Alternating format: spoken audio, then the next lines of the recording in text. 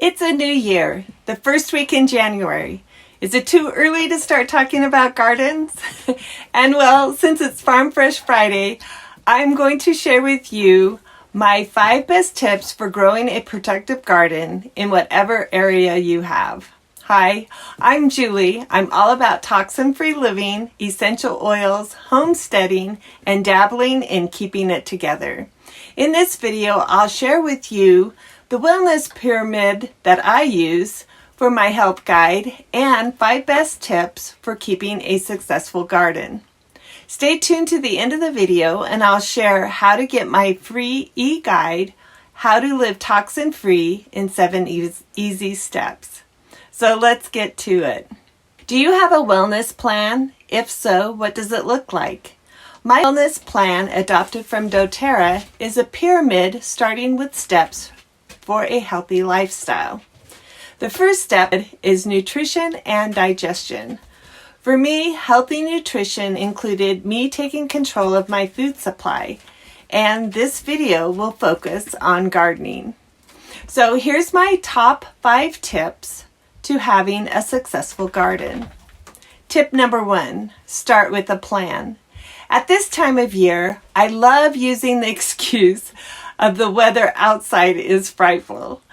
And so to stay inside where it's nice and cozy, and I plan for next year's garden. When I'm planning my garden, I start with inventorying my seeds. Then I figure out what I want to harvest in the upcoming season and see if there's any new plants I want to try. And then I make a list of any seeds I need. When I have this all together, I start showing on my garden map where things will be planted the next season. With this step, I do pull out last season's map because I want to make sure to rotate my crops, meaning that I don't plant the same crop in the same space from last year's planting. Tip number 2, use raised beds. I've been following Living Farm's high-performance garden system for about 5 years now. She provides a raised bed cinder block unit design, which is relatively inexpensive and easy to put together. No tools required. I love that these raised beds allow me to sit while I garden. And then it takes minimal time commitment to manage the garden throughout the season. And the biggest plus is the garden's high yield. Tip number 3, do not use native soil. The High Performance Garden System recommends using a sandy loam soil mixture. She reasons that the native soil has weed seeds and is not the preferred medium plants thrive in. And it takes years to get that soil up to where you will get a productive garden.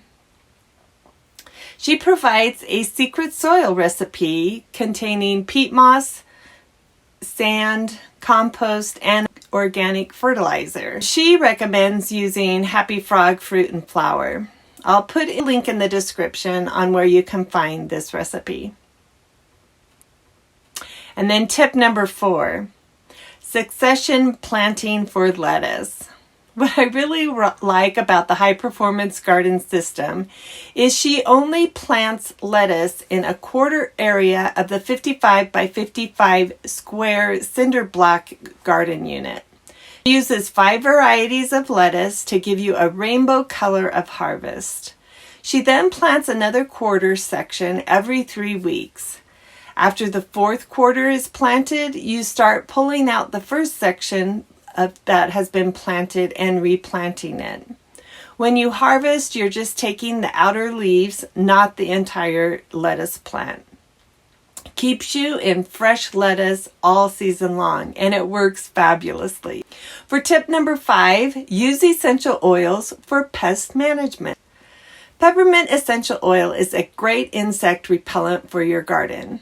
It will help fight pests such as ants, aphids, bean beetles, cutworms, flea beetles, slugs, and more. In a regular spray bottle, just add at least 5 drops of peppermint essential oil with water and then spray in the affected area. It works as great as it smells. I'll link in the description where you can see High Performance Gardens Systems past 7 seasons. 2023 will be year number 8, so be sure to follow along.